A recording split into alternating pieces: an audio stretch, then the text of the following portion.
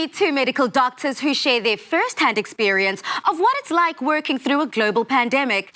Dr. Zime, Dr. Karinya, welcome to Afternoon Express. Hi, good afternoon. Dr. Zime, you are no stranger to our screens. You work in a community healthcare clinic, which is based in one of the more rural areas and communities in Cape Town. Please may you take us through a typical day of what it's like working on the front line since this pandemic. Each day is extremely different and very unpredictable, to be honest. I wake up quite early. I try and prepare for the day ahead because most of the patients we see will be lined up at the clinic from 5 o'clock so they can get help at least at 7 o'clock. And, the days of wearing your normal everyday working clothes are long gone. You have to put on a pair of scrubs. And then as soon as you get there, then only are you able to don or put on the personal protective equipment that will be provided for you at the clinic. From then on, the hours are functioning at high momentum where you need to try and see every patient as quickly and as effectively as possible. And the difficult thing here is you need to bear in mind that a lot of the patients we're seeing are severely ill and they need urgent medical attention and urgent referral. Zime, you kind of brushed through some of the complications that you experience on a daily basis there at the clinic. Can you share those with us in brief detail? So a lot of the times you get patients who have certain comorbidities that are not well controlled. And when they're coming to the clinic, it's a little bit too late to be able to help them. And at this point, you need to send them to a hospital where they'll get urgent attention and urgent sort of intervention. Dr. Karinya, you've mentioned that you've seen so much change since this pandemic started, from layers of PPE that's worn as this virus progressed to the way in which you treat your patients. You have said that you can't even remember the last time that you've treated a normal patient. Please may you share some of these changes with us. When this all started, we were still just wearing our scrubs, which is how medical doctors or officers in a trauma unit would protect ourselves. So we definitely do not dress like that, except for the very brave ones. So we were already starting to sort of taper down. And thereafter, we moved to having at least a surgical cap on and an apron. And as it progressed, we then had the apron and a cover. And thereafter, we started donning the N95 masks instead of surgical masks.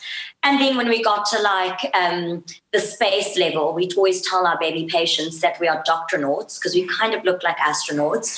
We're wearing hazmat suits with a hood, masks, goggles, and we even wear a cover again over that and double layer gloves and double layer booties when we're going into our COVID area because it's quite dangerous. Now, I'm sure that you have so many moments and experiences as each day is different on the front line in terms of the way you care for people. So please may you share this with us. Zime, there is a moment that was extremely rough for you during this period. Please may you share a little bit with us?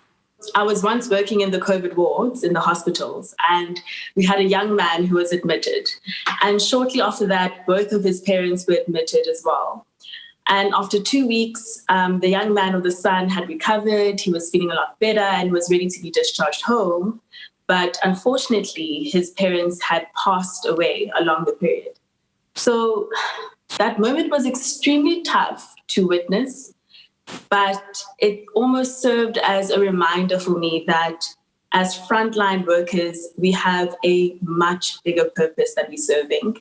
And every day when I'm getting ready for work, when I'm waking up, I have to remind myself that this is not about anyone else. It's not about everything that's happening. There is a lot of stuff that we can't control, but we have to pick ourselves up and carry on fighting in this pandemic because we need to.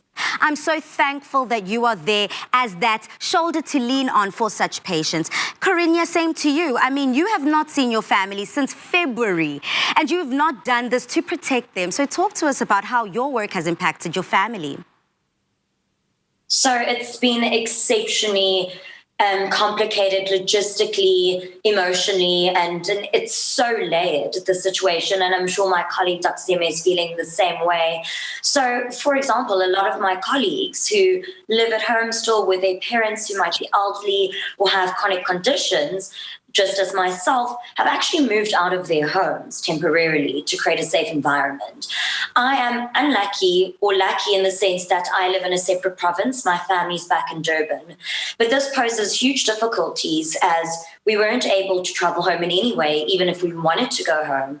And now I'm sitting with a question of, when I do get to go home, how and where do I go? How do I love and interact with them in the way that we're so used to, especially with nieces and nephews, where you just want to, it's like you want to hug them. I actually had a patient run towards me in my hazmat suit once, and he just hugged me, and I was like, oh. But then I just hugged him back because I was like, what do you do? Now, how do you ladies deal with the stresses of work? I mean, Dr. Zime, we've seen here with your colleague that it is tough. I think exactly as she's highlighted, we all feel the exact same way. But it is important to find ways to be able to cope with the stresses that you deal with. For me, I think exercising has really helped a lot. I try and maintain a healthy and balanced lifestyle because it's a way for me to be able to deal with all the stresses that you get in the medical field. So I'll go for a run, I'll go for a walk or a hike, and doing that just allows me to get some clarity of thought so that I'm able to tackle every day as it comes. Yeah. And for you, Dr. Karinya? I love the exercise, being outdoor, being with my pet bunny. What we enjoy his company, but more so than that, actually dealing with stress. And I think it's so important doctors speak about this because we don't, and people in general, but our mental health sometimes just can't be managed by ourselves, and exercise or cooking, even friends, because you can't use your partners or your friends as your full-time therapist. So I highly encourage therapy. And that's therapy, again, not just with a formal therapist. Sometimes doctors and colleagues might need more than just therapy, which is totally okay if you need it to deal with your stress. But actually, we fall a lot on each other. After a case, if we have time to debrief, that's actually where we manage the stress. And by eating cake. So I like to bake, I take it to work and we eat cake and we feel relaxed immediately.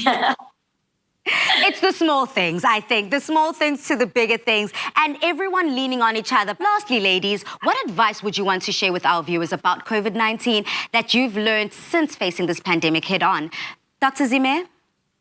For me, I think to highlight that even though the regulations and restrictions are slowly opening up and the country is going back to what we're deeming normal, I think it's very important to consider how serious COVID-19 is and how serious the implications of this pandemic is. So even though everything is opening up, we need to try as much as possible to keep to the precautions and regulations that we can to try and protect not only ourselves, but our loved ones. And by doing so, I think what's important is to always empower yourself with the correct medical knowledge, equip yourself with all the knowledge you need to know about your own health conditions, those around you, what you need to do, and keep to that because it's going to save not only the lives around you, but your own lives as well. Yes, Queen. And for you, Dr. Karinya, as we say goodbye, you know, it seems as if there's starting to become a spike in South Africa. How now do people navigate? What advice do you have? So again, as Dr. Zime said, I want to just point on the fact that lockdown levels are reducing to open up the economy. It doesn't mean that the rest of our risk is reduced. So as she says, if we continue doing, as we've already heard, the hand washing, the social distancing, the mask wearing, keeping to those laws and regulations, that is all you really need to do. There is an information overload. Speak to a good health professional, speak to your doctor, but don't pay attention to too much. Because even though there's a lot of doom and gloom and uncertainty, and we're seeing severe cases, there are lots of positive cases coming out. And those are the ones who are actually sticking to isolation and sticking to our rules and regulation, and remembering lockdown levels reducing isn't meaning we're back to a complete normal. It's just an opening of the economy. Okay. Thank you so much, doctors, for that reminder. It is essential now more than ever to ensure that we are abiding by the regulations set by the government. It's all for our own safety. Doctors, thank you for reminding us as well that the mental health of all those on the front line are as important as civilians. We appreciate the work that you're doing, and all the best to you and your patients. Bye. Thank you. Bye. Thank you. I feel so blessed to be able to profile such incredible healthcare professionals and frontline workers that are helping South Africans stay clear and safe of COVID-19. Let's all keep supporting these brave South Africans.